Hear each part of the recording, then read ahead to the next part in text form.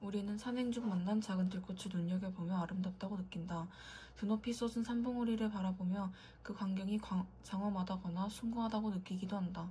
칸트는 이러한 미와 숭고의 판단이 우리에게 즐거움, 즉 쾌를 준다는 점에서 공통적이라고 보았다.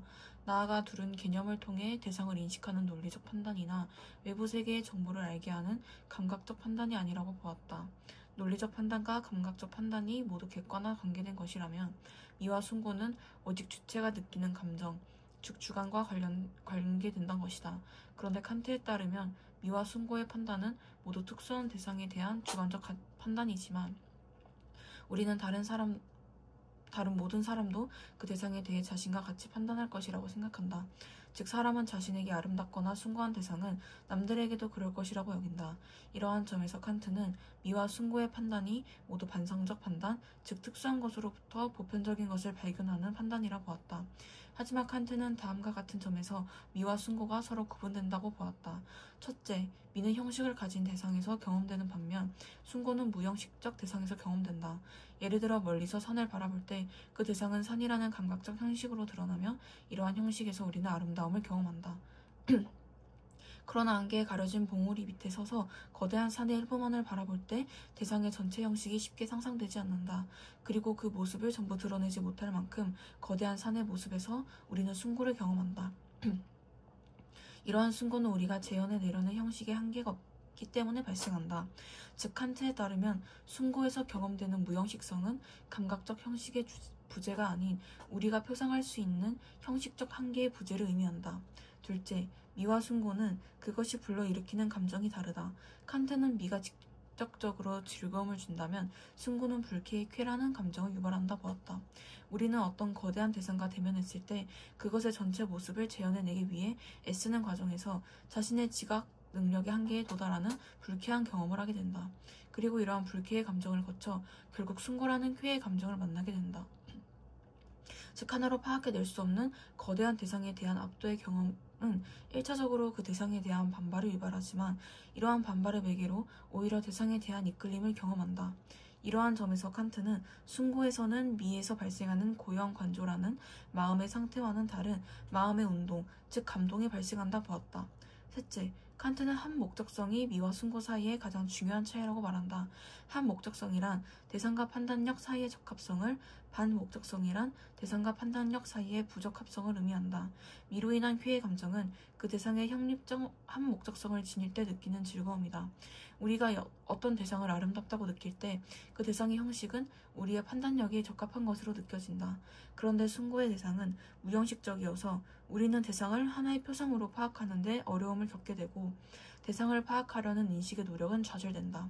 따라서 숭고의 대상은 우리의 판단력에 부적합한 것으로 여겨지는 형식적 반목적성을 갖는다. 하지만 칸트는 숭고가 형식적 반목적성을 갖기 때문에 오히려 이성적 한목적성을 갖게 된다 보았다. 우리는 거대한 대상을 하나의 감각적 표상으로 재현해내는 것에 실패하면서 불가능한 재현을 추동하고 있는 것이 바로 이성의 힘이라는 것을 깨닫게 된다. 숭고한 대상에서 무형식성 표상되는 까닭은 전체에 대한 제한을 요구하는 이성의 총체성이 요구되기 때문이다. 따라서 칸트는 우리가 숭고를 판단할 때 대상 자체가 아니라 대상에 의해 유발된 우리 자신의 숭고함을 판단하는 것이라 보았다. 숭고의 체험을 통한 감동이나 존경, 장엄함의 감정은 대상을 매개로 우리 안에 있는 이성에 대해 느끼는 감정이란 것이다.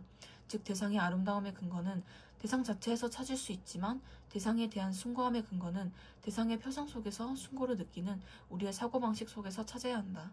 마지막으로 칸트에 따르면 숭고는 미와 달리 우리에게 자연의 개념을 확장시키지 않는다. 자연의 미는 한 목적적으로 자연을 이해시킬 수 있다는 점에서 자연에 관한 깊은 탐구로 우리를 이끈다. 반면 숭고는 우리라는 이성적 존재와 자연 사이의 연결을 드러내는 데 기여한다. 숭고는 광대한 자연의 표상을 통해 우리의 마음이 감정을 떠나 이성에 몰두하도록 자극한다. 이러한 점에서 칸트는 숭고의 체험이 우리를 형이상적인 이념의 세계로 이끈다고 생각했다.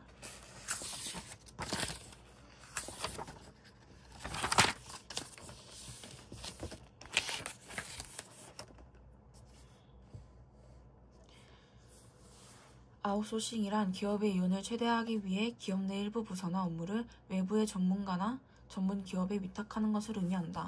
아웃소싱에 적합한 분야를 선택하기 위해서는 먼저 기업의 핵심 역량이 무엇인지 파악하고 해당 분야의 산업 중요도를 분석해야 한다.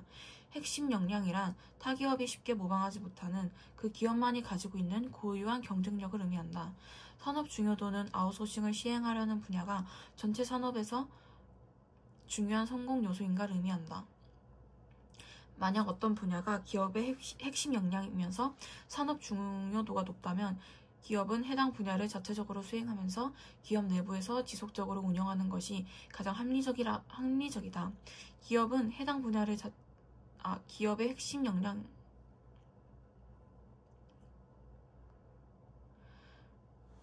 핵심 역량이지만 산업 중요도가 낮다면 해당 분야를 분사시켜서 효율성을 추구하는 것이 좋다.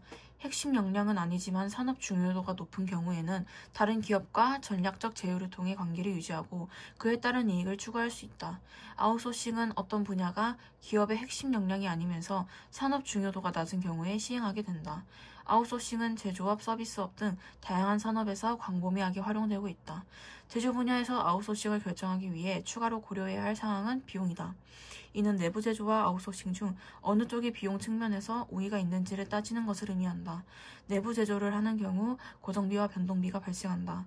고정비는 제품의 생산 수량과 관계없이 고정적으로 발생하는 비용이고, 변동비는 생산하는 제품의 수량에 따라 달라질 수 있는 비용이다. 아웃소싱을 하는 경우 제품을 직접 생산할 때 고정비나 변동비가 발생하지 않지만 공급자 탐색 비용, 계약 비용, 구매 비용 등이 지출된다. 산할 때 고정비나 변동비가 발생하지 않지만 공급자 탐색 비용, 계약 비용, 구매 비용 등이 지출된다. 기업이 한 개의 제품을 생산할 때 비용을 C, 기업이 필요로 하는 제품의 수량을 Q라고 할 때 내부 제조를 하는 경우 변동비의 제품의 수량을 곱한 것과 고정비의 합만큼 총 비용이 발생한다. 아웃소싱을 하는 경우 제품의 한 개당 구매 가격 P에 수량 Q를 곱한 만큼의 비용이 발생한다. 그림은 기업이 제품을 내부에서 제조할 때와 아웃소싱을 맡길 때 비용의 차이를 보여준다. 내부 제조 시 총비용 그래프가 아웃소싱 시의 총비용 그래프보다 더 위에서 시작하는 이유는 제품을 직접 제조할 때 고정비가 발생하기 때문이다. 기업의 아웃소싱 시행 여부는 두 그래프가 만나는 지점에 제품 수량 Q를 기준으로 정해진다. 기업이 필요로 하는 수량이 Q보다 적을 경우 아웃소싱이 유리하고 반대의 경우에는 내부 제조가 유리하다. 제조 분야에서 아웃소싱의 형태는 여러 가지로 구분할 수 있다. 기업이 제품의 제조 과정에서 생산비를 낮추려는 경우 주문자 상표 부착 생산을 하게 된다. OEM은 주문자가 생산에 필요한 모든 지침을 정하고 아웃소싱을 받은 외주업체는 정해진 지침에 따라 제품을 제조하고 완성하여 납품하는 형태다. 외주업체는 주문자의 요구사항에 따를 뿐 독자적인 권리나 제품에 대한 지적 소유권을 갖지 못하며 완성된 제품은 실제 생산과 외주업체가 아닌 주문자의 상표명으로 시장에 출시된다. OEM을 활용하면 주문자는 제품 개발이나 설계, 마케팅 등에만 집중할 수 있고 생산 관련 시설에서 투자하지 않아도 되기 때문에 비용과 노력을 절감할 수 있다. 또한 타국의 기업에 OEM을 맡기는 경우 직접 외국으로 진출할 때 발생하는 공장 설립 비용, 물류 비용 등을 줄일 수 있고 외국의 값싼 노동력을 활용하는 것도 가능하다. 외주업체는 다른 절차를 신경 쓰지 않고 생산에만 집중할 수 있고 지속적인 경험으로 기술력을 향상시켜 경쟁력을 높이는 것도 가능하다. 하지만 주문자 입장에서는 기술 유출이나 품질 관리에 대한 문제가 발생할 수 있고 외주업체 입장에서는 상대적으로 이익률이 낮고 OEM만 집중하다 보니 자신들만의 사업을 키우기 어렵다는 단점이 있다. 시간이 흐르면서 외주업체의 경험이 축적되고 제조 경쟁력을 가지게 되는 경우 아웃소싱의 형태가 달라질 수 있다. 주문자가 모든 지침을 다 정하지 않고 큰 범위 내에서 개괄적인 지침을 정해주면 외주업체가 이에 따라 상세 설계를 완성하고 필요하다면 주문자가 지시한 설계나 규격까지도 변경할 수 있는 것이다. 이를 제조업자 생산이라고 한다. ODM은 OEM에 비해 외주업체의 생산 관련 권한과 자유도가 높고 외주업체는 주문자와의 협력에 따라 제품에 대한 지적 재산권을 공유할 수도 있지만 제품은 주문자의 상표명으로 출시된다. 주문자는 제품 생산에 대한 모든 지침을 완전히 완성하지 않아도 되어 시간과 비용을 절약할 수 있고 외주업체의 전문성을 적극적으로 활용할 수 있다는 장점이 있다. 하지만 외주업체와 분쟁이 발생할 경우 다른 외주업체로 변경이 어렵기 때문에 주문자는 제품 생산에 차질을 빚을 수도 있다. 외주업체는 생산 과정의 세부 절차를 직접 결정하기 때문에 스스로 생산 비용을 줄이는 것을 가능하게 하여 OEM보다 더 많은 이익을 창출할 수 있다. 대신 외주업체는 OEM에 비해 더 높은 기술을 가지고 있어야 하며 다른 외주업체와 차별성을 유지해야 한다는 어려움이 발생한다.